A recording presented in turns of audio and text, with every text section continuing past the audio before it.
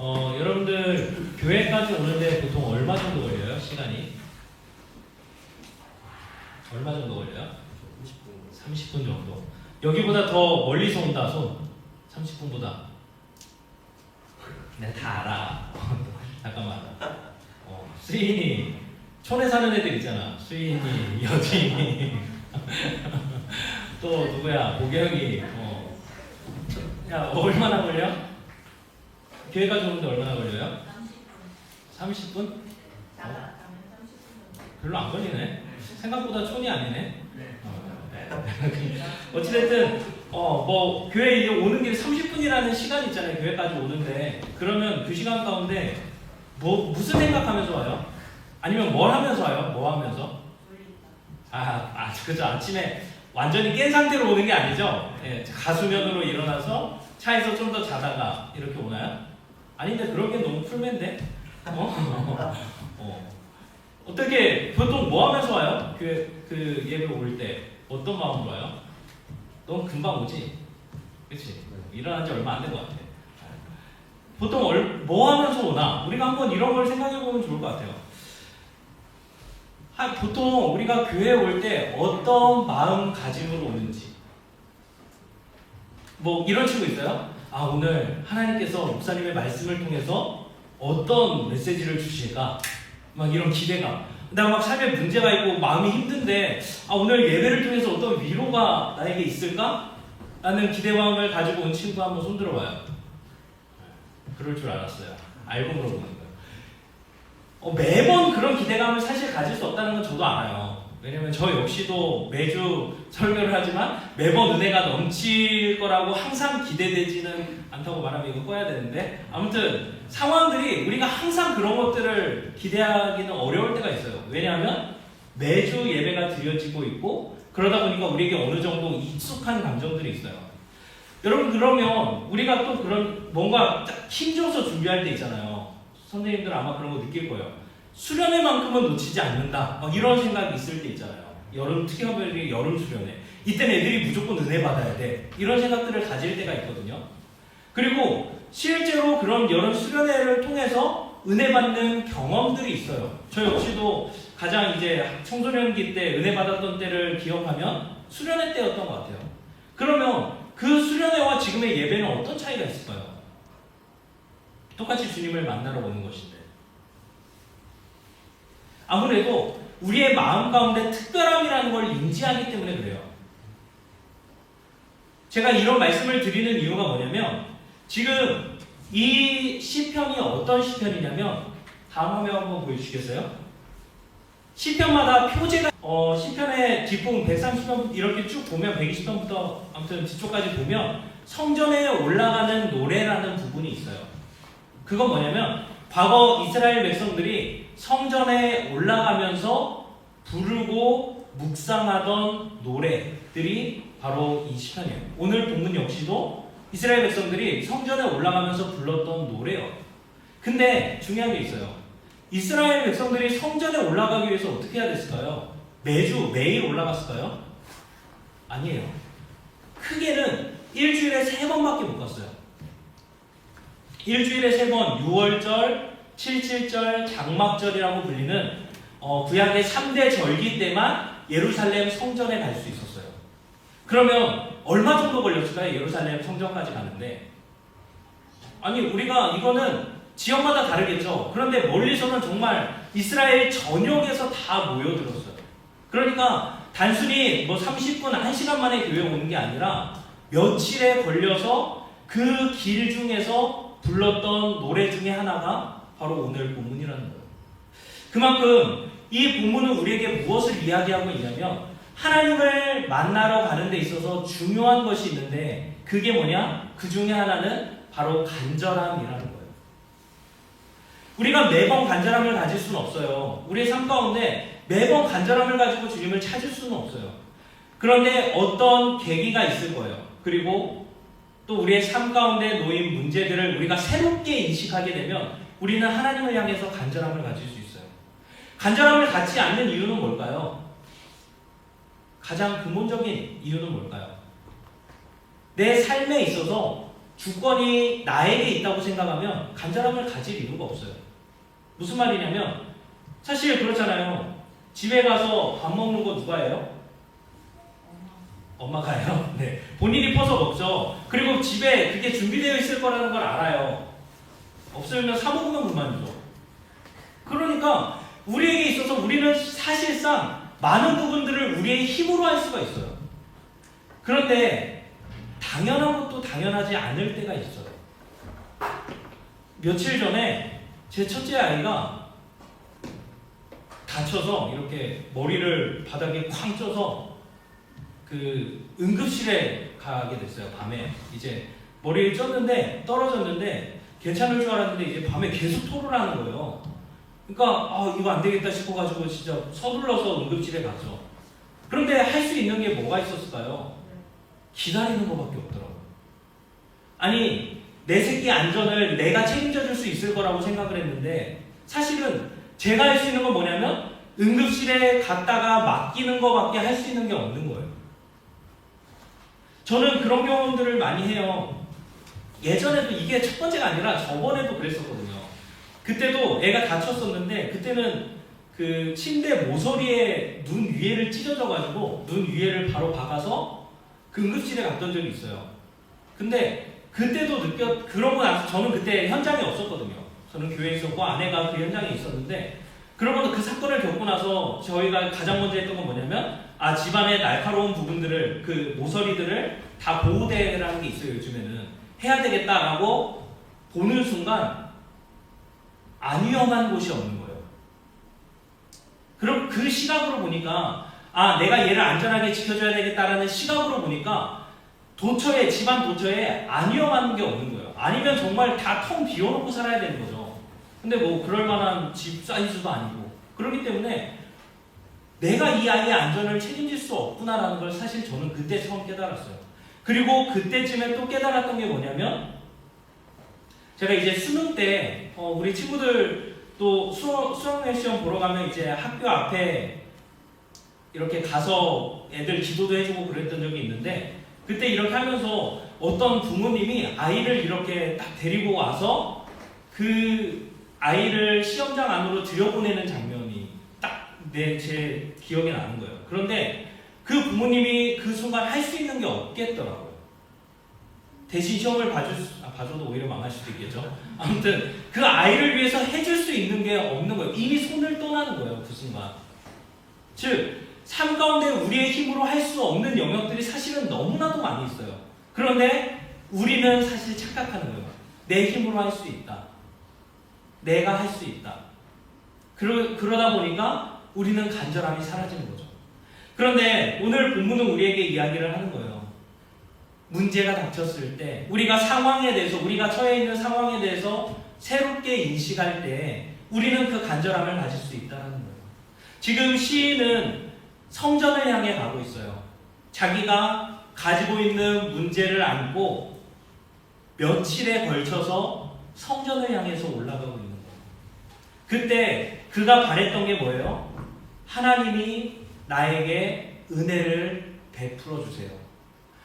나에게 하나님의 은혜를 베풀어 주세요 라는 마음을 가지고 가는 거예요.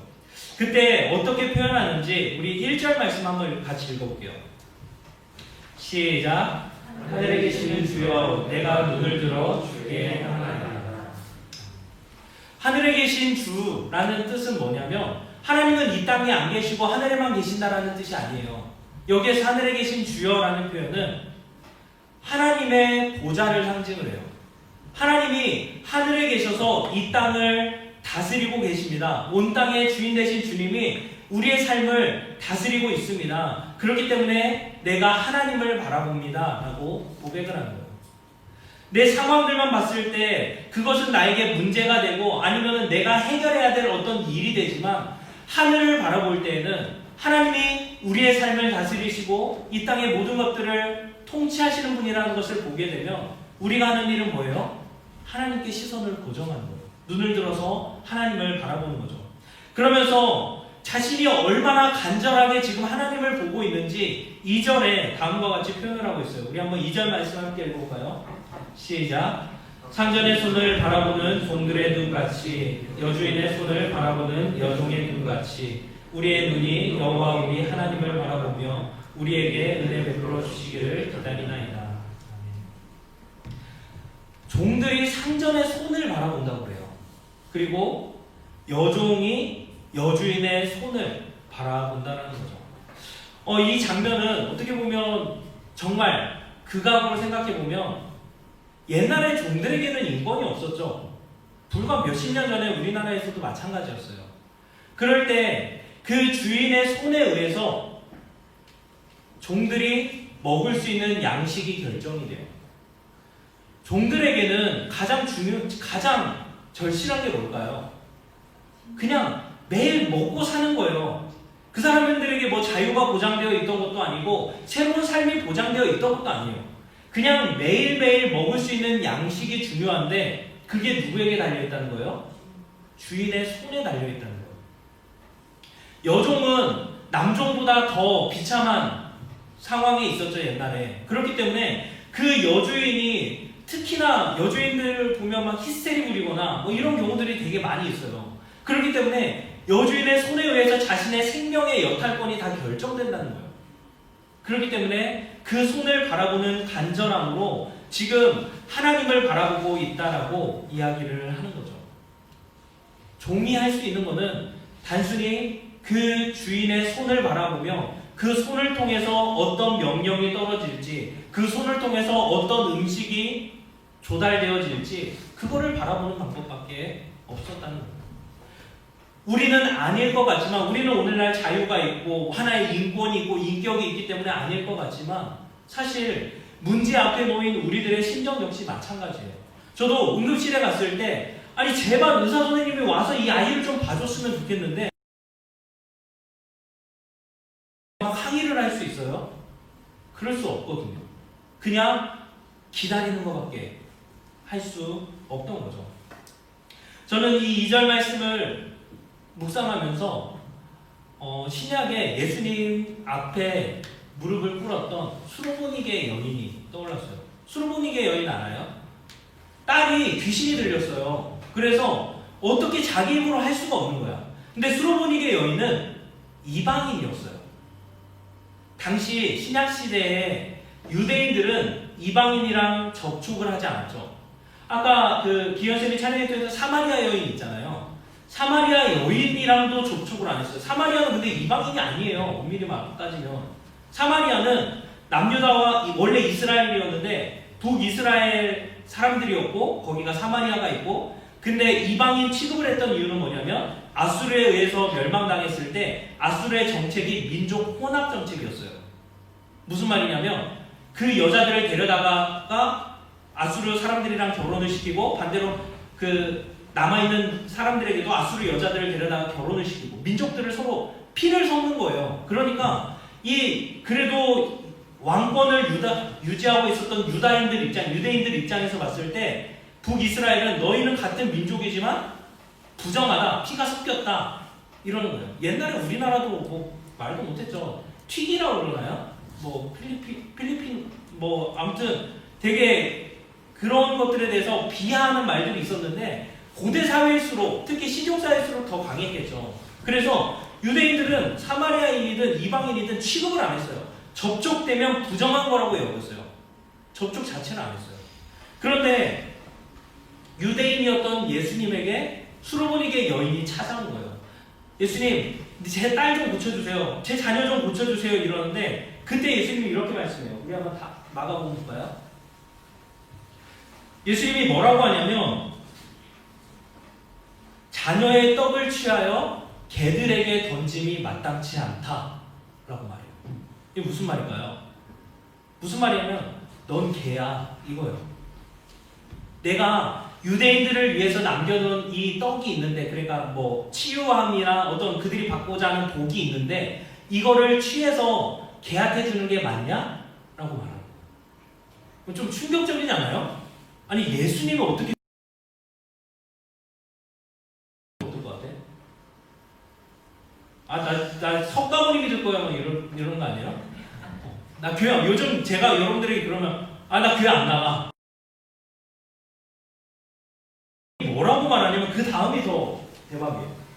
여자가 대답하여 이르되 주여 올소이다마는 상 아래 개들도 아이들이 먹던 부스러기를 먹나이다 라고 고백해요.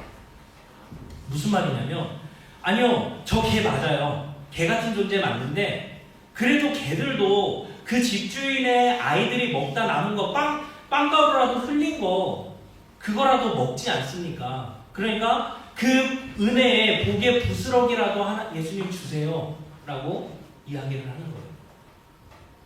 이게 예수님을 찾아갔던 수르보니게 여인의 간절함이었어요. 예수님의 손만 바라보는 자신의 문제를 해결할 수 있는 분은 오직 예수님밖에 없다라고 믿었고 그 믿음으로 아니 그 부스러기라도 달라는 그 간절함으로 바라봤던 수르보니게 여인의 눈, 그게 바로 오늘 본문의 시인의 심정일 거예요. 예수님은 이 여인의 믿음을 보시고 그 딸을 고쳐주세요. 성경에는 간절함을 한 번도 하나님이 외면했다라는 것이 표현되어 있지 않아요. 애굽에서 노예 생활 중이던 이스라엘 민족을 구원했던 건 뭐였을까요? 하나님은 우리 인생의 어려움을 아시는 분이에요. 그냥 사실 이스라엘 백성들이 그 이스라엘 민족이 애굽의 노예로 있었을 때 그들은 간절하게 하나님을 찾지도 않았어요. 그냥 내가 있는 그 힘이 노역이 힘들어서 그냥 신음하고 있었어요. 그런데 하나님이 모세를 선택하셔서 부르신 이유는 뭐냐면 내가 내 백성의 신음소리와 고통의 소리를 들었다라는 거예요. 하나님은 우리 인생의 어려움을 아신다는 거예요. 그런데 하물며 그 인생의 어려움을 가지고 하나님께 나오는 사람에 대해서 하나님은 절대 외면하지 않는다라는 거예요. 하나님은 우리의 간절함을 한 번도 외면한 적이 없으세요. 오히려 우리가 간절히 우리의 마음문을 두드리면서 우리 안에 함께 살기를 원하시는 예수님을 밀어내고 있지는 않았는가 생각해 봐야 돼요. 하나님은 간절한 마음으로 여러분들이 이 자리 가운데 와서 함께 예배하기를 원하셨어요. 그래서 여러분들이 뭐 지금 졸든 아니면 뭐 딴 생각을 하든 강제로 이 자리 가운데 왔든 그것과는 상관없이 이미 하나님은 여러분들을 이 자리 가운데 세워두신 거예요. 그 이유가 뭘까요? 하나님은 여러분들에게 한 말씀이라도 한 가지 뜻이라도 여러분들의 마음 가운데 새겨지길 원하는 거예요. 하나님은 여러분들 마음 가운데 들어가서 함께 살고 계시길 원하세요. 그래서 성전은 오늘날의 성전은 뭐예요? 여기가 성전이에요? 고등부실이? 아니에요. 여기는 그냥 예배당이에요. 예배를 드릴 수 있는 공간이에요. 정말 성전은 하나님이 계시는 우리의 마음이에요. 그리고 그 마음 깊숙이 우리가 나아갈 때 성전에 올라가는 노래라고 했잖아요. 우리가 정말 예수님이 우리의 마음 가운데 불러드리는 이렇게 하니까 뭔가 주문 같은데 그게 아니라 예수님이 우리 안에 자정에서 다스릴 수 있게끔 만드는 중요한 수단 가운데 하나가 뭐냐면 바로 간절함이에요. 하나님 지금 내 마음 가운데 와주세요. 하나님 나의 문제를 해결해 주세요. 내가 연약하고 나에게는 사실 힘이 없어요. 하나님만이 나의 모든 것이 되어주세요 라고 간절하게 주님을 부르는 것, 그게 바로 오늘날 우리가 성전에 올라가면서 부르는 노래가 되어야 돼요. 오늘 이 시간 우리가 함께 찬양하면서 기도했으면 좋겠어요. 그때 우리 안에 이 간절함을 회복해달라고 고백했으면 좋겠어요.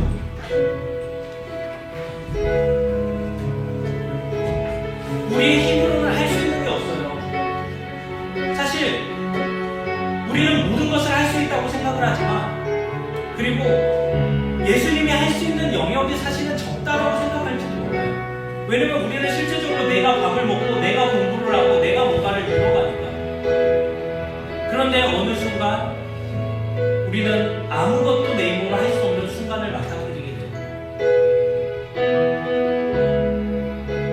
어떻게 보면 입시가 그럴 수도 있죠. 수능이 그럴 수도 있어요. 여러분들 지금부터 공부한다고 수능 점수 오를까요? 올랐으면 좋겠어요. 그런데 아닐 경우가 되게 많아요. 입시 이미 다 면접 다 봤죠. 결과를 기다릴 때 내가 할 수 있는 뭔가가 남아 있을까요? 없어요. 그럴 때 우리는 다시금 내가 한 것 같았지만 사실은 내가 하는 게 아니었구나. 주님의 옷자락을 그 붙잡는 심정으로 혈루증을 앓던 여인이 먼저 자기의 수단과 방법을 다 사용해봤어요. 정말 많은 돈을 들여서 자기의 병을 고쳐보려고 했지만 아무것도 할 수가 없었어요. 그때 그 여인이 할 수 있었던 것은 뭐예요? 마가복음에 보면 그래요. 다 해봤는데 안 돼서 결국 혹 내가 주님의 옷자락을 붙잡으면 하나님이 내 병을 고쳐주실 수도 있나? 고쳐주시겠지. 아니 그 막연한 믿음이었어요. 우리 오늘 이 찬양을 함께 고백할 때 여러분들에게도 이 고백이 되었으면 좋겠어요. 내가 하나님을 만나러 온 이 시간에 간절함이 없이 있지 않을 가운데 왔다 할지라도 내가 이 찬양을 부르고 오늘의 예배를 통해서 다시 한번 나의 간절함을 회복시켜 주세요. 내가 그렇게 간절함으로 주님의 옷자락을 붙잡을 때 하나님 나에게 주님의 은혜를 자비를